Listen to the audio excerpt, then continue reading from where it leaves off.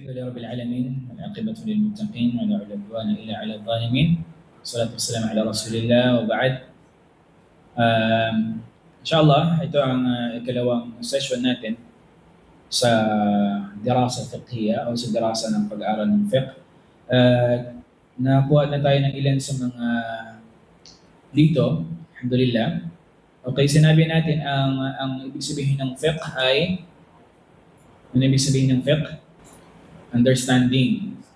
Okay, pag-iintindi. Okay? So yan. So, ang tahara naman, ang ibig sabihin ng tahara, so kalinisan. طيب. So, an-nadafatu wa nazahatu 'anil aqdari wal ajnas. Okay. At sinabi rin natin, ang tahara ay nahati sa dalawa. Kalinisan na spiritual at physical. Spiritual at physical. Sa physical, yun yung sa ating katawan, yung panlabas. Yung spiritual na kalinisan, na magitan ng yung sa puso natin. Okay? Mula sa mga shirk, nifaq, okay? At iba pang mga sa panloob spiritual. Tama? So, nakuha din natin yung uri, yung dalawang uri ng tubig, malinis at marumi. So, yung malinis, siyempre, ginagamit natin sa panlinis. So, ilan sa mga halimbawa niya? Ano yung mga halimbawa niya? Dagat, ilog, ulan, sapa, balon, bomba, ayan, mineral water. Okay? So, pwede siya natin gamitin sa panglinis. Okay? So, nakaraan, sinabi natin yung tatlong katangian ng tubig na kapag nagbago yun, hindi na siya pwedeng gamitin. Ano yun? Iba yun. Yun naman tinatawag kasi dalawang ma'un tahur at ma'un tahir. Yung ma'un tahir, siya yung original niya, pwede siyang inumin. Tapos nagbago siya, yung kulay niya, pero malinis pa rin siya. Pwede siyang inumin, pero hindi siya pwedeng gamitin pang ubo at panligo. So, halimbawa, kung yung halimbawa, meron kang tubig, tapos lalagyan ito ng mga dahon lang, yung kaya balat ng kahoy, so walang problema doon. Okay? As long as hindi naman talaga marumi yung bagay na stock doon sa balik. Kaya nga mas mainam kung meron tayong stock na tubig, mas mainam na ito ay mayroong takip. Takpan natin. Lalo na kung tayo ay nasa lugar ng mga non-Muslim, so yung mga aso pakalat-kalat ganyan. So, hindi natin alam baka doon ay uminom doon yung asong yun. Okay? So yun. Ang tanong, meron akong tanong. Naligo halimbawa si Brother Abdul Hamid. Hindi siya gumamit ng shower, meron lang siyang planggana. Ngayon, siyempre, para mas malinis siya, nagsabon siya. Ang gamit niya ay Dove. Diba? Dove. O kaya, safeguard. Okay? Cetaphil. Sabi niya Cetaphil. Para matanggal yung mga bagli. Mga bagli. Alam yung bagli? Okay, example lang yan. Tayo. Ngayon, pagligo ni Brother Abdul Hamid, nag-shampoo siya, nagsabon. Meron pang natira doon sa tubig niya. Pero, ano nangyari sa tubig niya na panapanligo? Nalagyan ng sabon. Ngayon,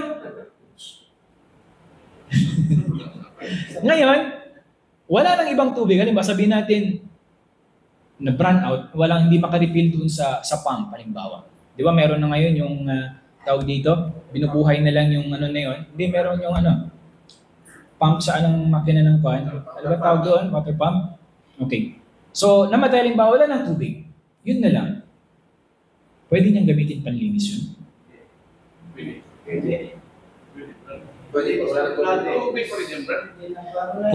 Actually, merong iba't ibang opinion yung mga ulama, katulad na binanggit, ففي الطهارة به خلاف بين العلماء. Merong iba't ibang mga opinion yung mga scholar, pero ang pinakamalapit ay malinis siya. Annahu mutahhir, pwede siyang gamitin. Okay? Sandaligo. Pwede, pero kaunti lang. Sandaligo lang yun. Pero may sabon siya eh. Pero hindi siya, tandaan natin dito. Hindi siya talaga yung nilagyan mo ng powder, talagang bulang-bula yun. Yung parang may puti lang siya na kwani, hindi naman siya masyadong maraming sabon. Kung ano lang yung parang tumalsik doon sa pagligo mo, yun lang, okay yun siya. Pero yung talagang tinunaw mo yung sabon mo doon, ay hindi yung pwede. Hindi yung hindi lang ba yung kulay at saka yung lasa. Hindi siya masyadong kwan. Alam mo, mayroong konting sabon, ibig sabihin, yung natalsik lang doon, okay, pwede yung siya gamitin. Pero yung talagang nagkabula-bula na yung ano doon, hindi na siya pwede gamitin. Okay? So yun. Hindi yung halimbawa yung nagbabad ka ng puting damit mo, sabi niyo, Ustad, pwede man tong sabon na to. Yari tayo siya, may chlorine pa. Ay baka pumuti ka doon. Di ba? Gumamit ka ng Zonrox, di ba? Ay naku, baka pumuti ka doon. Bayem. So yan. Tapos may lipat pa.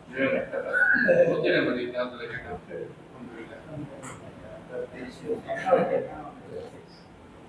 Bayem. So yung mana marumi, ay tubig na marumi, syempre hindi ang pwede gamitin. Halimbawa niyan yung mga tubig kanal, di ba? At yung iba pa. Okay. Pero ayol ikhwa, yung mga tubig na dumadaloy, okay? Kahit halimbawa, sabihin natin yung tubig na yon, mayroong doon dumadaloy minsan ng mga, halimbawa, mga patay na hayop. Pero kung dumadaloy yun siya, hindi na i-stock doon yung mga marumi na yon, pwede yun siya. Pwede yun siya. Ilog, yan. Sapa, okay? Sa mga bundok minsan, mayroong mga area na medyo maliit lang, pwede yun siyang gamitin pangulo. Pero kung stock siya, hindi napapalitan yung tubig doon, yun hindi pwedeng gamitin. Okay? Oo. Aywa, meron ng mga gumagalaw na gaganon-ganon, kiti-kiti. Di ba?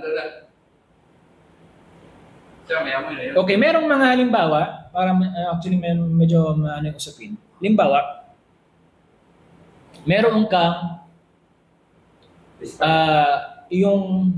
meron kang isang drum, tapos meron kang isang balding tubig. Ngayon, yung sa balde na yon, nalagyan siya ng marumi. Marumi na siya, hindi na siya pwedeng ano. Tapos nilagay mo sa mas maraming tubig.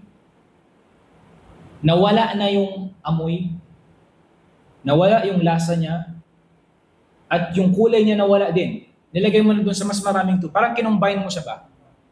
Ngayon ang tanong, pwede mong gamitin ba yun? Pwede po. Ha? Pwede. May dumi ba? May dumi. Pwede. Okay, babalik pa rin tayo doon sa tatlo. Okay, kung na-meet ba yung tatlo na yun o hindi? Ang sabi natin, nawala yung amoy. Check. Nawala yung dumi. Nandun pa rin eh. Okay, nawala yung amoy niya. Yung kulay niya, nawala din. Check. Malapit na. Ano pa yung isa? Lasa. Panlasa niya, nawala din. Ang dumi nandun pa rin. Hindi nawala. Okay. Yun ang hukom ng Islam. Al-Islamu yusuf. Madali yung Islam sa atin. Okay. Pwede. Tayo, ayyuhal ikhwa, huwag tayong tinatawag na mutanati sa Islam. Yung napaka-stricto mo masyado sa Islam. Hindi yun pinapahintulutan sa Islam. Ang Islam nagbigay sa atin ng mga ruksa minsan. So, i-grab natin yun. Ibig sabihin nun, gamitin natin yun. Huwag natin pahirapan yung sarili natin. Halimbawa, may sakit ka, ikaw talaga sabi mo, mag-fasting ako. Tapos, naglala yung ano mo. So, hindi yun na, hindi yun ganun turo sa Islam sa atin. Di ba? Kapag mayroong binigay sa atin ng Islam na ruksa, na exemption o pahintulot, ganyan, alam niyo yung ruksa? Ruksatul qiyada. Pa-essence. Binigyan tayo ng pahintulot ng Islam, i-grab natin. Okay? So yun. So yung tatlo na yun, tandaan lagi. Okay?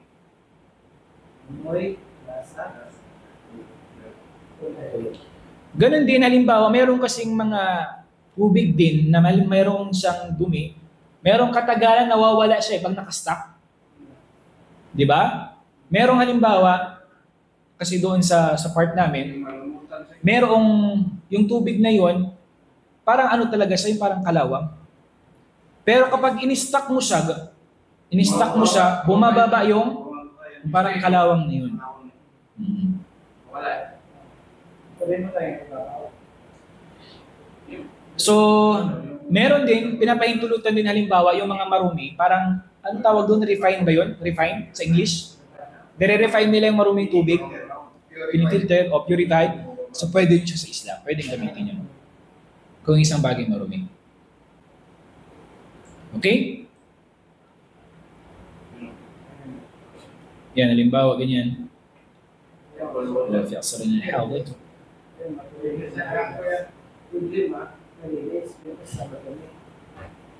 Magkalo eh.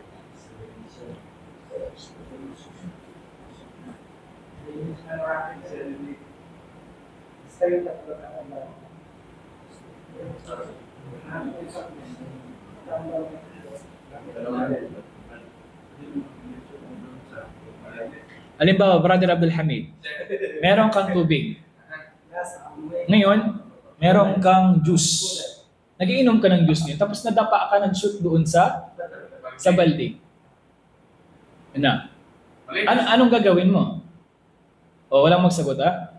Walang magsagot. Ano pong gagawin mo kapag nangyari yun? Halimbawa, yung kulay puti lang na ganito sabihin natin, yung Coke, nahulog sa balde ganyan. Hindi mo sinasadya. Sobrang tingin mo ng cellphone, tapos ginom-inuman na, nadapa ka. Tapos? Ngayon nag-shoot yung Coke ngayon. Coke sa tubig. Ngayon, ano ang gagawin mo? Ano yun? Anong gagawin mo? Gawa ka ng stainer? Hindi nyo, ang Coke at saka yung tubig, hindi nyo makahalo ko lang. Sige, para sa maganda. Tubig at langis. Hindi yun. Tubig at langis. Sino rason? Ano yun? Malinis? Malinis. Yun lang gagawin mo sa'yo, malinis yan. Okay yan. Titingnan mo. Hindi na bago yung kulay, yung lasa. Ang Diyos ba ng tubig, ang laki, ang dami. Ang tubig nila. So yun, babalik pa rin doon. Lagi titingnan. Tinatastik kami. Okay, babalik pa rin tayo dun sa tatlong katangian na yun. Okay? So, bakit ako nagbibigay ng example? Kasi minsan baka mangyari yun sa inyo. May mga pagkakataon minsan. Okay? Hindi natin ano ganyan. Okay? Tama.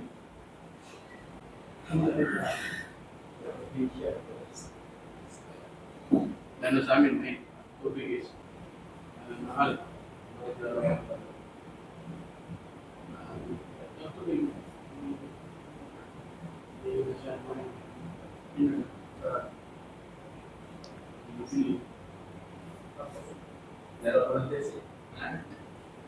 Okay. So, malinaw na yun? May tanong pa kayo? So, hanggang doon lang siguro ito, inshallah, itakil natin to next week, inshallah. Yung patungkol sa mga kagamitan. So, malapit na rin walk. So, para makapag-prepare pa tayo, bismillah. Okay, subhanallah, alhamdulillah, ashhadu an la ilaha illa anta wa nastaghfiruka wa natubu ilaik. Assalamu alaikum wa rahmatullahi wa barakatuh. Waalaikumsalam warahmatullahi wabarakatuh.